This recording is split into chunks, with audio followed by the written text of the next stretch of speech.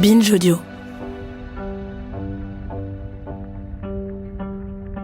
Ce voyage à travers mon histoire m'a conduite à Toulon, Alger, Paris, Saint-Auban et la petite Kabylie. Est-ce que je peux t'équiper, Sacha ? Pardon ? Est-ce que je peux t'équiper avec un petit HF ? Bien sûr. Oui, c'est comme ça. On est des personnes d'autrefois, pas de maintenant. Parce qu'en fait, il paraît que les conducteurs français sont un peu retors. En Belgique, ils sont un peu plus commodes. Oui, je voulais te demander, est-ce que tu te souviens qu'on se voit mercredi ? Mercredi là qui vient. Oui, Oui, c'est écoute, bien, là, Ouais, tu m'entends ? dans 5 minutes. Ouais, je suis sorti avenue Corbusier, là, à Lille. Moi, je suis près de la gare, moi. Oui, je suis bien à Lille. J'ai découvert l'appartenance à une terre et vraiment l'attachement pour pas dire que les gens font corps avec cette terre. Donc ça m'a assez impressionné. Et je comprends un peu mieux l'exil. Ouais, plus que misérable.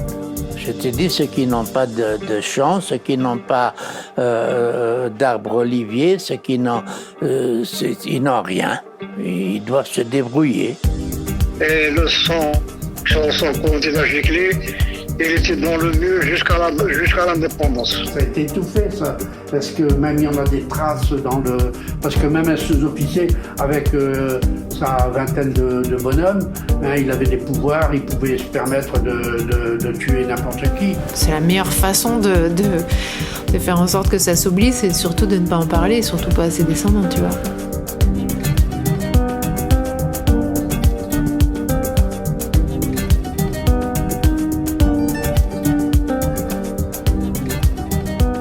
Je me suis rapprochée de Safia, de son quotidien durant la guerre et de la vérité sur les raisons de sa mort. Son histoire a été brouillée dans les mémoires. Au-delà des raisons tragiques qui ont conduit à son décès, j'ai découvert dans le regard enjoué de son ancienne voisine Nohara l'image d'une femme combative, créative, joyeuse. Quand elle cuisinait, on l'observait, on la taquinait en rigolant. Et elle nous grondait en souriant. On riait de sa petite main qu'elle maniait comme ci, comme ça. On blaguait et on s'éclatait. Elle nous apprenait plein de choses. Et même quand on allait assister à la fête, c'est elle qui nous maquillait et qui nous arrangeait. Ah là là, quand Safia Aïd Saïd t'habille, c'est la classe. Dès le début de l'après-midi, elle nous habillait toutes. On rigolait tant. On était unis. Vu comme ça, nous sommes tous de la même famille. Quand on se levait pour danser, elle nous arrangeait une dernière fois. On se lançait des regards complices en dansant. Elle était extraordinaire. Elle est extraordinaire, Safia.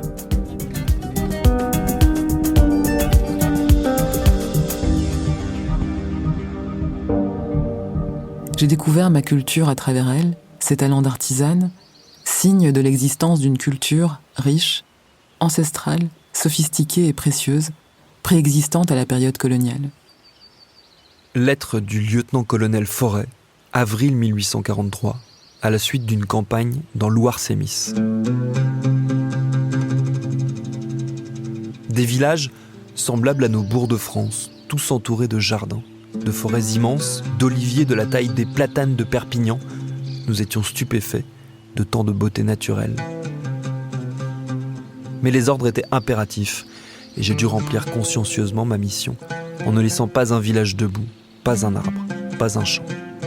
Le mal que ma colonne a fait sur son passage est incalculable. Est-ce un mal ? Est-ce un bien ? C'est ce que l'avenir décidera. Pour mon compte, je crois que c'est le seul moyen d'amener la soumission ou l'émigration de ses habitants. On a brûlé plus de 10 grands villages, coupé plus de 10 000 oliviers, figuiers, etc. Il me reste cependant un dernier voyage à faire dans mon enfance.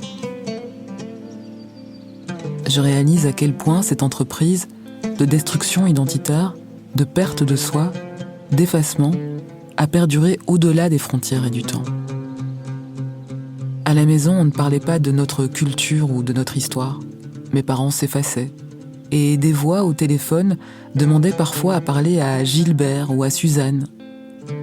Pour plaire à leurs employeurs, Taïeb, taille moyenne, cheveux noirs, un peu crépus, peau blanche, visage ovale, se faisait appeler Gilbert. Ça me faisait bizarre à chaque fois que j'entendais quelqu'un l'appeler comme ça. C'est comme si ça faisait monter mes parents dans l'échelle de la respectabilité. Ça me rendait malade.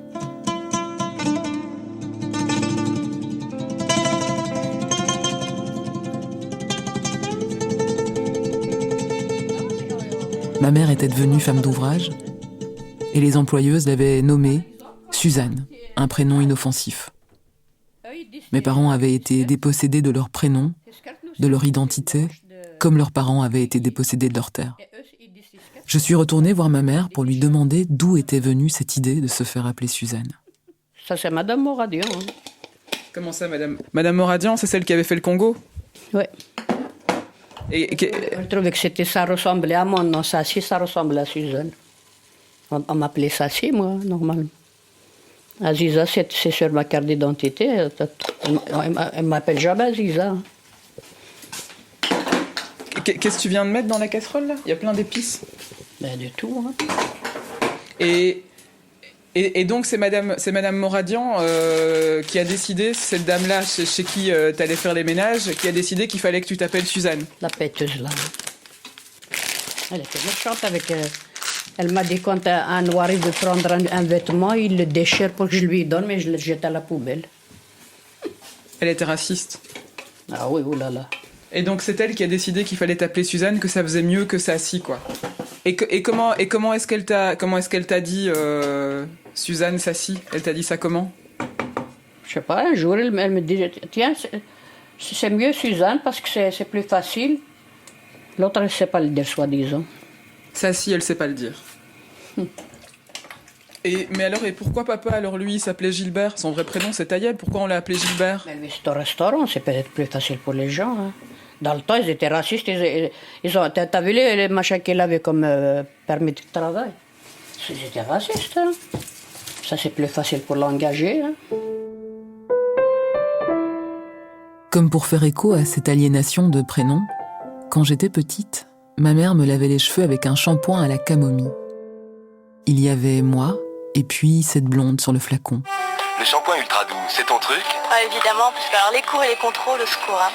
Puis un peu de douceur, ça fait pas de mal. Shampoing ultra doux des laboratoires Garnier. À l'époque, j'avais les cheveux clairs, puis avec le temps, ils ont foncé. Mais le shampoing était toujours là. Mes parents m'avaient appelée Safia, un prénom qui sonnait comme une victoire et un refus d'oublier. Dans le fond, je me demande si mon père ne se moquait pas de ses employeurs en se faisant appeler Gilbert. À la maison, l'Algérie était là, partout, fière de ses symboles accrochés au mur, ou de son artisanat trônant sur les étagères, la voix de Matou Blounès dans le radiocassette de la voiture, et la Kabylie fumait évidemment dans les assiettes.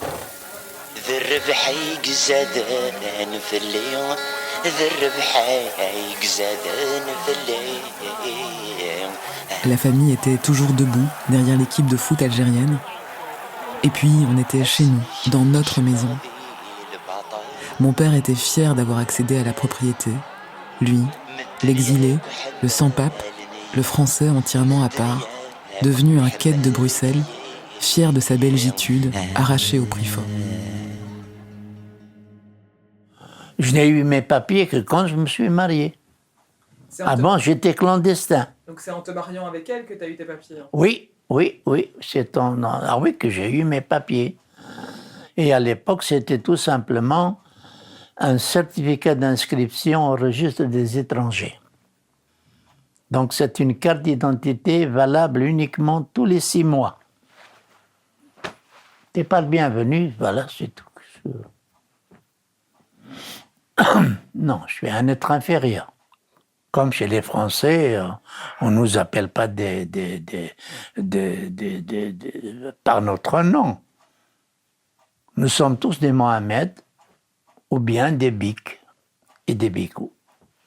Quand j'étais ici et tout ça, quand on a retourné, il y avait des Algériens, des compatriotes qui rentraient dans un café en Belgique pour boire un verre de bière ou pour boire quelque chose. On ne les sert pas. On dit non. Interdit aux Algériens. Le verre de bière, je ne l'ai pas touché, je suis parti.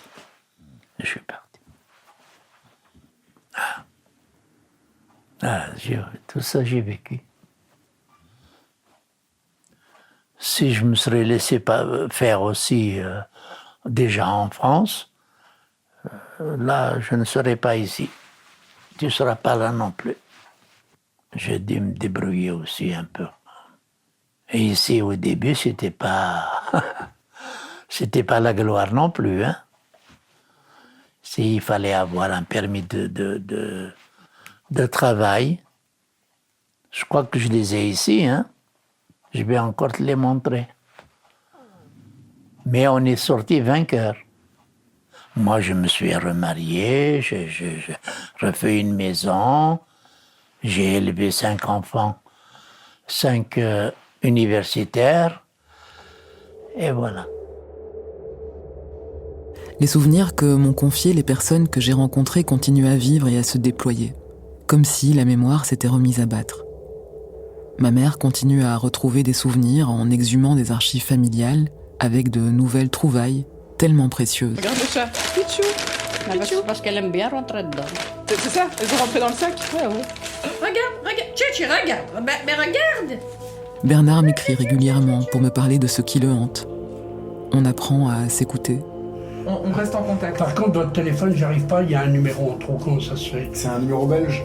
Oui, mais même, il y a 11 chiffres. 0032. Mustapha, lui, ne revoit toujours pas les traits de sa maman. Mais on continue à parler, et parfois à rire, sur d'autres souvenirs en lien avec l'Algérie, la Kabylie et les retours de vacances.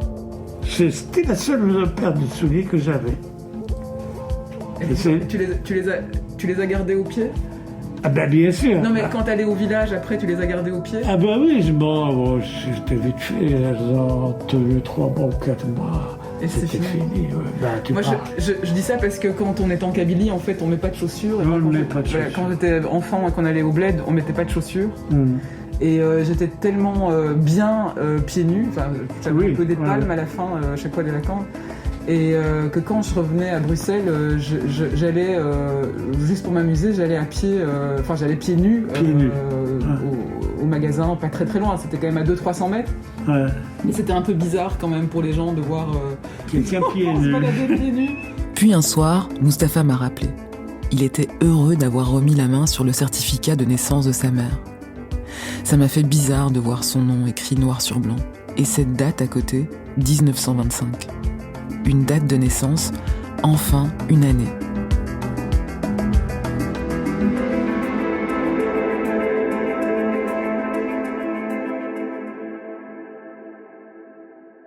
Safia Kessas est donc née en 1925, morte le 21 janvier 1958 à 1h10 du matin, à l'âge de 33 ans.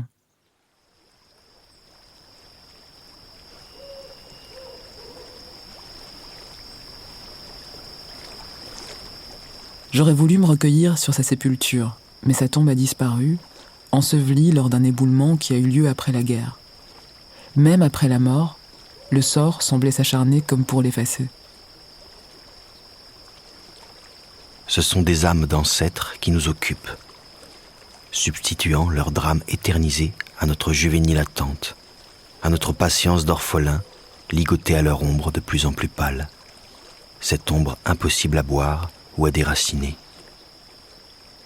L'ombre des pères, des juges, des guides que nous suivons à la trace, en dépit de notre chemin. Nedjma de Kateb Yassine, 1956.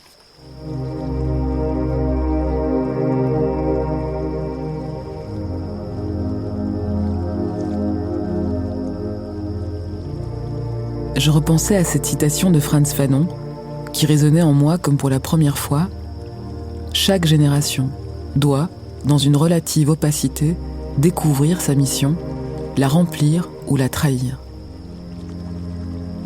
Je ne sais pas si mon enquête se finit ici ou continue. Il y a tellement d'autres histoires encore enfuies à raconter.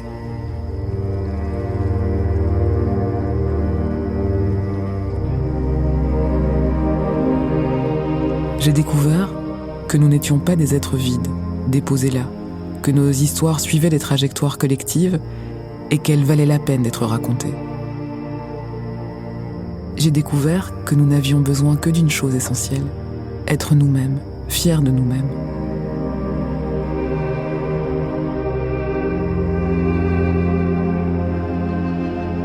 Mes parents, en refusant le destin qui aurait dû être le leur en Algérie, se sont enracinés en Belgique. Safia Kessas a revécu tout au long de ce voyage. Je l'ai fait exister, aimer. Elle fait partie de moi. J'ai appris en faisant ce voyage qu'on donnait à ses enfants, en Kabylie, les prénoms des êtres les plus aimés. Mon père m'avait appelé Safia comme sa sœur. Ce n'était pas un fardeau, mais une continuité. Un chemin qu'il traçait pour moi. Un message d'amour.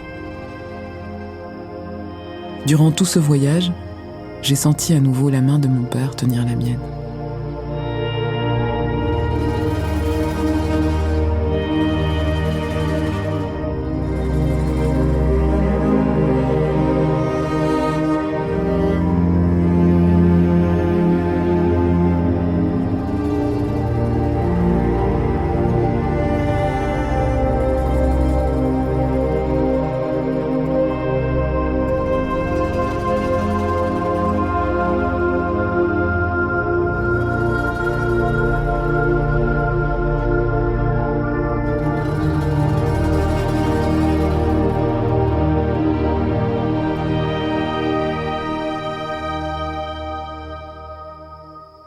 Au nom de Safia est une série documentaire de Safia Kessas, réalisée par Quentin Bresson, produite par Juliette Livartowski pour Binge Audio.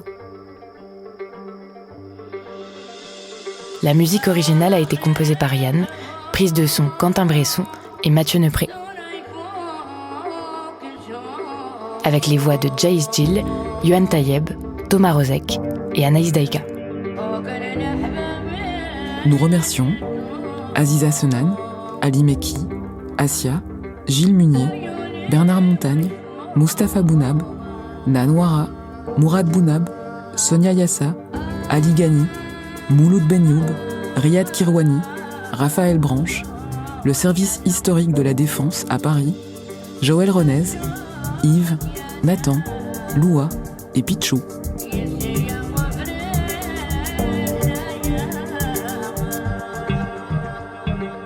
Ce podcast est dédié à la mémoire de Tayeb Kessas et Nasser Kessas.